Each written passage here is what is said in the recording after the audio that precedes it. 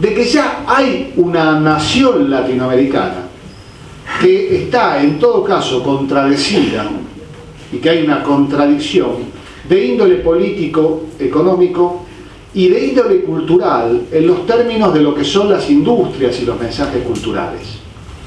¿Qué quiere decir esto? Que los chilenos rara vez ven una película argentina y los argentinos menos todavía vemos películas chilenas, ni que hablar de Colombia, y que cuando las vemos en el canal HBO de las compañías norteamericanas, es decir, cuando graciosamente las compañías que monopolizan la comunicación y los mensajes nos conceden el derecho de ver una película exitosa, que suele ser algún título como Sexo con Amor de Chile o algún título, diría, banal.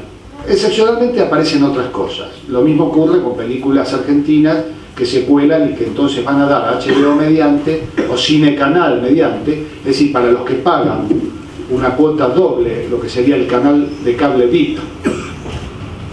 A esa gente llegan algunos títulos, pero que las industrias culturales no lleguen, que rara vez llegue el cine, que rara vez lleguen las obras de teatro, que rara vez viajen los jóvenes estudiantes en intercambios culturales con los que tanto sueña con razón Metol Ferré, diciendo que allí habría una clave para la genuina integración. Esto no significa que casi 5 siglos de historia no hayan determinado ya una formidable y por ahora indestructible unidad cultural, que es lo que conforma, como muy bien lo dice Ramos, no una nación por construir, sino una nación existente, la nación latinoamericana. Y por eso empiezo al revés, porque soy un optimista, porque creo que lo nuestro no es una utopía. Creo que la única utopía existente es la utopía del neoliberalismo de pretender construir un proyecto que no es viable. Y por eso la persistencia y el intento. Es una utopía comparable a la de Lefebvre o comparable a la de Le Pen, que no se enteraron que ocurrió la Revolución Francesa. Y la utopía neoliberal en nuestro país no se enteró que acabó un 17 de octubre de 1945. Y entonces persisten e intentan vanamente restaurar lo que es imposible restaurar.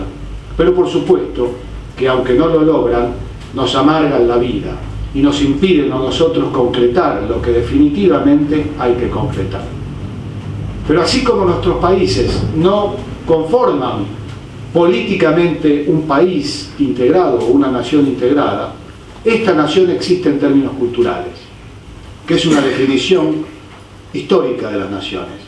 Uno puede trazar una frontera donde se le canta, como hicieron los colonialistas en el África, inventando países de acuerdo a la distribución de tierras que querían para sus colonos y los pactos interimperialistas. Y esas fronteras se trazaban entre tribus con identidades culturales distintas que desconocían, porque para el imperialismo eran todos negros de mierda, a los que había que civilizar. Y entonces construyeron países ficticios, con fronteras ficticias, que luego determinaron guerras no ficticias, reales, dolorosas y hasta genocidios, como la guerra entre los Tutsis y los Hutus.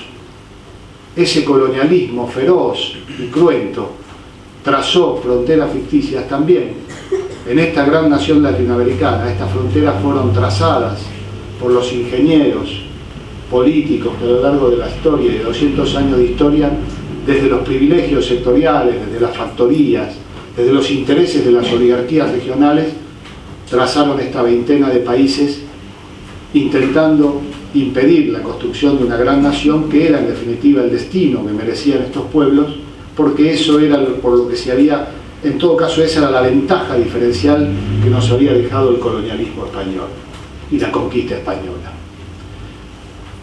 Yo que le hice caso a mi profesor de historia de Lepiane, que leí a Abelardo Ramos y que leí la historia de la nación latinoamericana, es interesante ver cómo Ramos explica esto de una manera que fluye naturalmente, porque Ramos en su historia cuenta cómo fue la conquista y cuenta, sí, hay una visión cierta de que la conquista fue violenta, que fue genocida, que fue criminal, que fue civilizadora en el peor sentido de la palabra, por la Inquisición y el garrote. Esto nos lo cuenta Ramos y todos lo sabemos.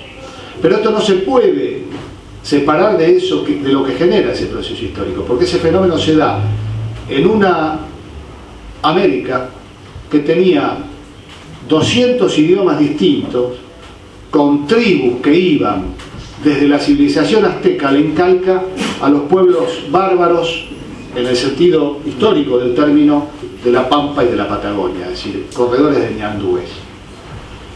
Son prácticamente culturas, pero todas eran culturas, pero no existía ahí una protonación.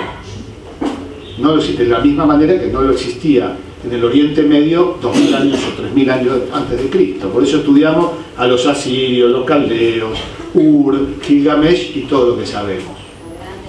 Aquí no había eso. Llegaron los españoles con su barbarie y conformaron con la cruz, el garrote, la espada, pero también con la procreación, con el mestizaje que no ejercieron los colonos del este de Estados Unidos y que sí ejerció Irala después de la fundación de Asunción, fueron con toda esta increíble y muy latinoamericana manera de construir la historia, fueron construyendo lo que es una identidad cultural, con las leyes de Indias, con los jesuitas, enseñándole a los indios a cultivar la tierra, destruyendo acá pero construyendo al lado, tapando los templos aztecas y armando una iglesia arriba. Pero se fue conformando algo, y negarlo sería como negar la existencia, diría yo, de Occidente. Porque Occidente existe, y Occidente también se construyó sobre la base de la destrucción.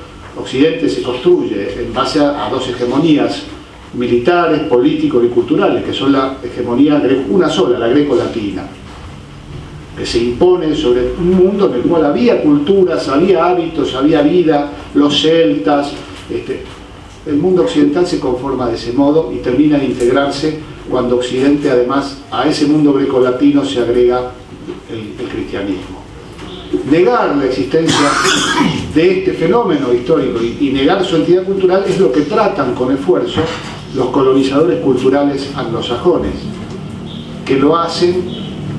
A veces uno dice, alguien decía, cada vez que una universidad norteamericana encuentra en México 200 tipos que hablan un idioma distinto, se entusiasma. Y es desde el punto de vista antropológico interesante, pero desde el punto de vista político, el entusiasmo de ellos no es el mismo que el nuestro. A nosotros nos parece interesante descubrir una lengua perdida en el sur de México, pero a ellos les entusiasma mucho más, porque ellos vienen sosteniendo la hipótesis de que España hizo todo mal. Y permítanme decir que España no hizo todo mal, y si lo hizo ya está hecho, como lo hicieron los grecos romanos. Pero lo que hicieron es, como bien lo explica Neruda, se llevaron el oro, pero nos dejaron las palabras. Y dejaron las palabras y dejaron una unidad única en el planeta. ¿Una unidad de qué tipo? Cultural. Existe. Porque no hay en el planeta nada comparable.